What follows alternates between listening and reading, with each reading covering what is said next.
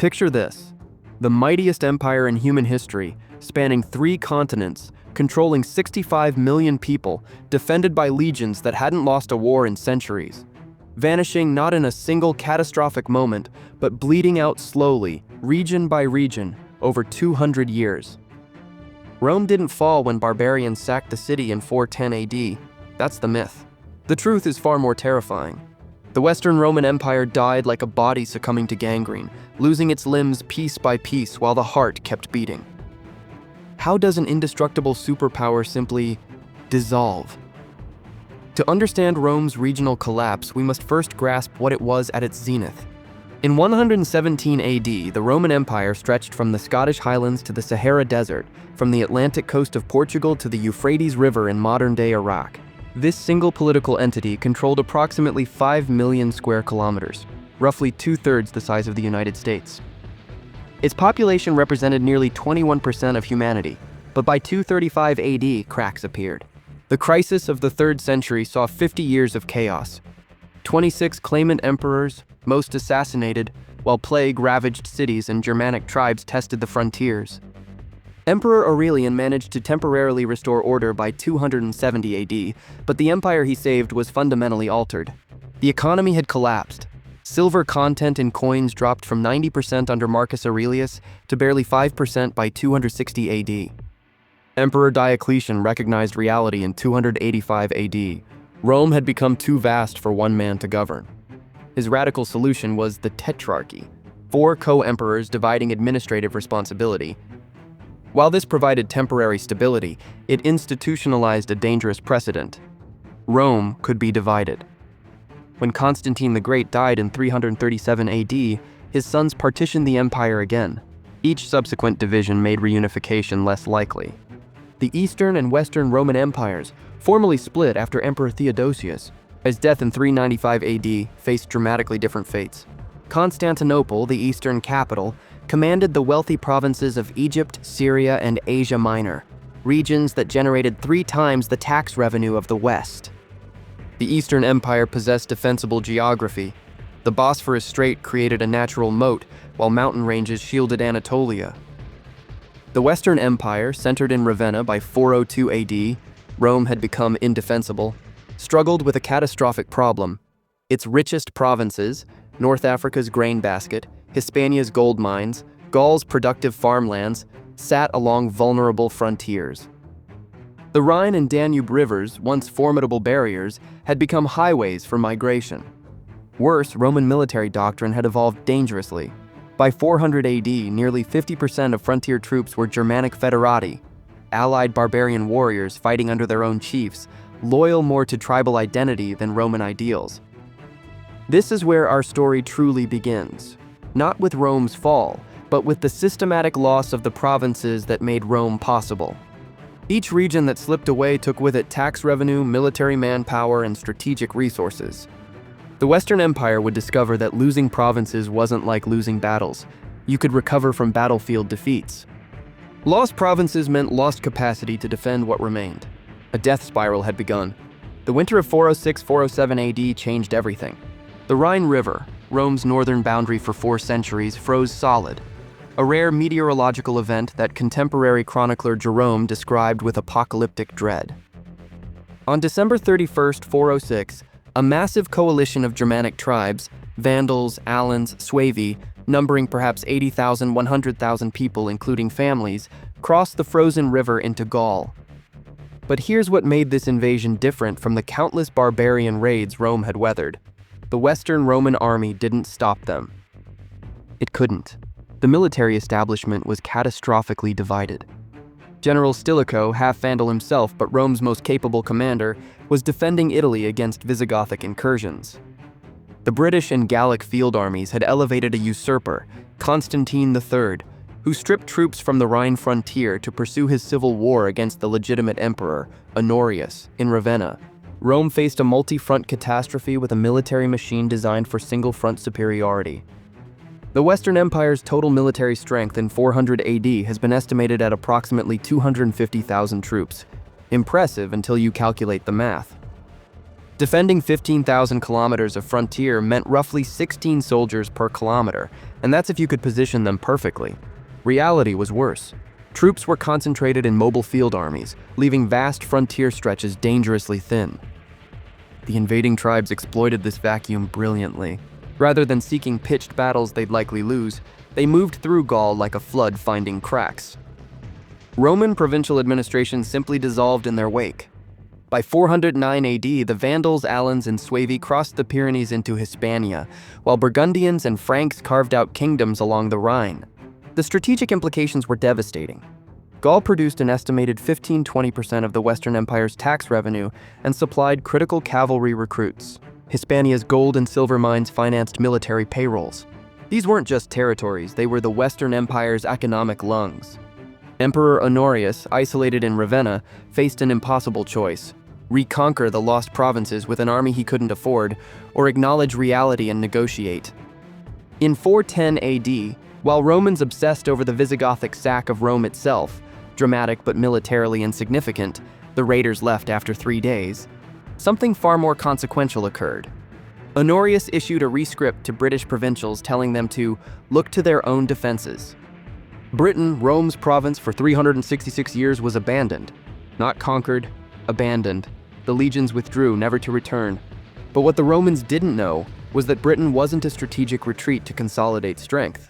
It was the first admission that the empire could no longer defend its periphery.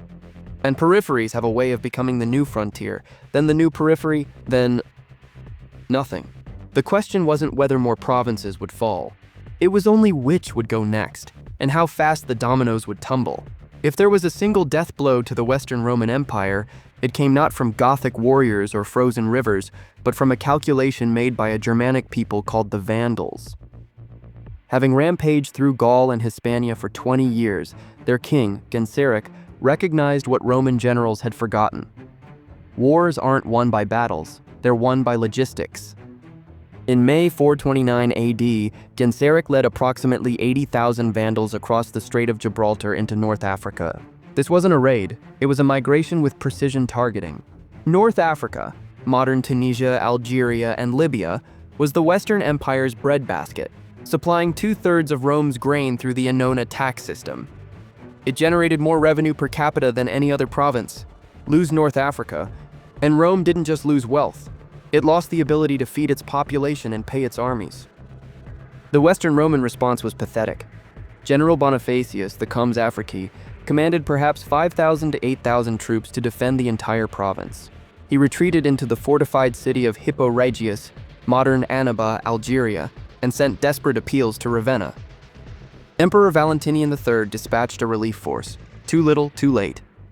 The Vandals, surprisingly sophisticated in siege warfare, surrounded Hippo and starved it into submission after 14 months. St. Augustine, the theological giant, died during the siege in August 430, a symbolic end to Roman Africa. But Genseric's brilliance wasn't military, it was political. Rather than trying to conquer every city, he negotiated. In 435 AD, Emperor Valentinian III signed a treaty recognizing Vandal control of Mauritania and part of Numidia as federati. It was a trap. Genseric used the peace to build his strength, seize Carthage in October 439 AD, the wealthiest city in the west after Rome, and create something unprecedented, a Vandal navy.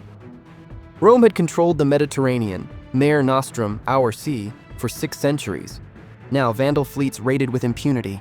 They sacked Palermo in 440, raided Sicily repeatedly, and in 455 AD achieved what Hannibal couldn't.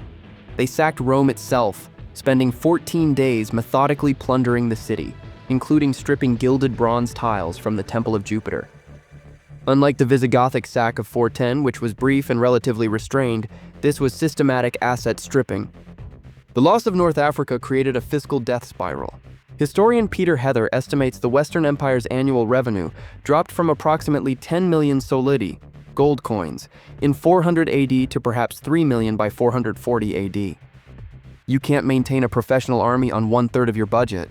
Western emperors tried desperate measures, debasing currency further, raising taxes on remaining provinces, which provoked rebellions, and increasingly relying on barbarian federati whose loyalty was purchased, not inherent. Meanwhile, the East watched. Constantinople possessed the naval power to contest Vandal control of Africa.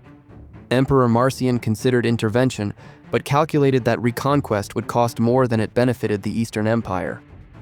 This is where we see the split become irreversible. The East viewed the West not as a partner to save, but as a liability to manage. When Western Emperor Majorian attempted to launch a massive invasion fleet against the Vandals in 460 AD, Rome's last serious attempt to recover Africa, Vandal raiders burned it in port at Carthage Nova. Majorian was assassinated shortly after, likely by his own Magister Militum Ricimer. By 460 AD, the Western Roman Empire controlled Italia, Dalmatia, scattered enclaves in southern Gaul, and little else. But the killing blow came from an unexpected direction. In 468 AD, Emperor Leo the Farer of the East, finally moved by familial obligation, his Western counterpart Anthemius was related by marriage, launched the largest naval expedition since the Punic Wars, 100 ships carrying perhaps 100,000 troops and costing 130,000 pounds of gold, approximately 47 million solidi, more than 10 years of Western revenue. The fleet was commanded by Basiliscus, and it approached Cape Bon near Carthage in summer 468. Genseric, now elderly but cunning, requested a 5-day truce to negotiate terms. Basiliscus inexplicably agreed. On the 5th night, Genseric unleashed fire ships, vessels packed with combustibles, set ablaze, and sailed into the packed Byzantine fleet. The conflagration was apocalyptic. Contemporary historian Priscus wrote that the sea itself seemed to burn. The Eastern fleet was annihilated. More than half the ships were destroyed, thousands drowned or burned alive, and the financial cost crippled Constantinople's treasury for a decade. For the Western Empire, it meant something worse. There would be no rescue. The East couldn't afford another attempt, and more importantly, no longer believed the West worth saving. The final 17 years of the Western Roman Empire, from 468 to 476 AD, were a zombie existence. Emperors became puppets of Germanic generals. The Magister Militum controlled everything. Ricimer, Gundobad, Orestes, these barbarian kingmakers elevated and murdered emperors at will. The Western Roman army was now entirely barbarian in composition, if not always in name. Tax collection outside Italia essentially ceased. Diplomatic correspondence from this period shows Eastern emperors addressing not the Western emperor, but his barbarian generals, recognizing de facto reality. When Romulus Augustulus, a teenage figurehead placed on the throne by his father Orestes in 475, was deposed by Germanic general Odoacer in September 476 AD, it barely registered historically. Odoacer didn't claim the imperial title, he simply sent the imperial regalia to Constantinople and declared himself king of Italy. The Western Roman Empire hadn't fallen. It had evaporated, region by region, until nothing remained but the memory. The traditional date, 476 AD, marks an administrative formality, not a civilization's end. Roman identity, law, infrastructure, and Christianity persisted for centuries in barbarian kingdoms built on imperial bones. The Ostrogothic kingdom of Italy under Theodoric the Great, 493–526 AD, maintained Roman bureaucracy, repaired aqueducts, and respected senatorial privileges. Visigothic Hispania codified Roman law in the Liber Judiciorum. Even the Frankish kingdom in Gaul, which would birth medieval France, saw its Merovingian kings mint coins with imperial imagery and employ Latin as the administrative language. But make no mistake, Rome's collapse reshaped civilization. Urban populations plummeted. Rome itself shrank from perhaps 600,000 residents in 400 AD to roughly 30,000 by 550 AD. Long-distance trade collapsed. Literacy rates fell catastrophically outside ecclesiastical circles. The Mediterranean economy, integrated for 7 centuries under the Pax Romana, fragmented into regional subsistence systems. Historian Brian Ward Perkins estimates that British pottery production, a proxy for economic complexity, dropped to prehistoric levels by 500 AD. The demographic catastrophe was staggering.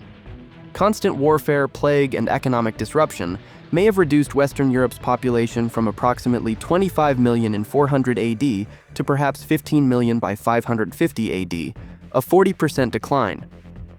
This wasn't just political change, it was a civilizational regression, measurable in skeletal remains, showing malnutrition and decreased life expectancy. Yet the Eastern Roman Empire, what we call the Byzantine Empire, endured another 1,000 years. Constantinople fell only in 1453 to Ottoman cannons. Why did the East survive while the West dissolved? Geography, certainly, defensible borders and concentrated wealth. But also adaptability.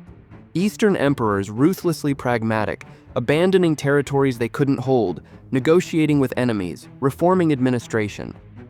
The West, ironically, clung too long to the fiction of universal empire, even as reality demanded shrinkage. The fall's lessons echo across history. Empires don't end in apocalyptic battles. They erode through accumulated compromises, lost revenues, and demographic shifts. The Roman Senate met for the last time around 603 AD, 127 years after the fall, its members likely unaware they were history's last Romans. Rome's regional collapse teaches us that the difference between resilience and extinction isn't military power. It's whether a system can adapt faster than it deteriorates. Rome couldn't. And so, region by region, the ancient world's greatest achievement simply faded into the darkness of the early Middle Ages, leaving only ruins to whisper of what had been. This narrative draws on decades of scholarly debate and archaeological evidence. According to Peter Heather's The Fall of the Roman Empire, A New History of Rome and the Barbarians, 2005, the traditional decline and fall narrative oversimplifies a complex interaction between Roman weakness and barbarian adaptation. Heather argues persuasively that external military pressure, particularly from Hunnic migrations displacing Germanic tribes, created refugee crises Rome's rigid administrative system couldn't absorb. Brian Ward Perkins's The Fall of Rome and the End of Civilization, 2005, provides crucial archaeological evidence often missing from text-based histories. His analysis of pottery production, coin hoards, and skeletal remains demonstrates material living standards collapsed far more dramatically than literary sources suggest, contradicting the transformation school of historians who downplay the catastrophe. Adrian Goldsworthy's How Rome Fell, Death of a Superpower, 2009, emphasizes internal political dysfunction, the endless civil wars and military coups that diverted resources from frontier defense to imperial rivalries. His work particularly illuminates how the Tetrarchy and subsequent divisions created competing power centers that couldn't coordinate responses to existential threats. For primary sources, we rely on contemporaries who witnessed the collapse. Jerome's letters describing the Rhine crossing's shock, St. Augustine's theological wrestling with Rome's apparent divine abandonment in City of God, and Procopius's Wars of Justinian documenting attempts to reconquer lost western provinces in the 530s-540s. Historians still debate whether Rome fell or transformed, whether barbarians conquered or integrated, whether the 5th century represented catastrophe or evolution. What's indisputable is this: a political structure that governed the Mediterranean world for 5 centuries ceased to exist in the West, and the regional fragmentation that caused its collapse birthed the Europe we recognize today, a patchwork of nation-states rather than universal empire. If you found this regional analysis of Rome's collapse fascinating, consider how other empires faced similar death spirals. The Abbasid Caliphate's fragmentation into regional dynasties, the Mongol Empire's division into competing khanates, or even the British Empire's 20th century decolonization. Imperial collapse follows patterns: economic exhaustion, military overextension, regional separatism that transcend time periods. The fall of Rome wasn't unique in its mechanisms, only in its scale and the civilization it ended. And perhaps that's the most unsettling lesson. If Rome, with its legions and aqueducts and legal genius, could simply dissolve region by region until nothing remained, what makes us certain our own complex civilizations are immune to the same slow entropy? History doesn't repeat, but it rhymes, and Rome's epitaph is a warning we'd be wise to remember.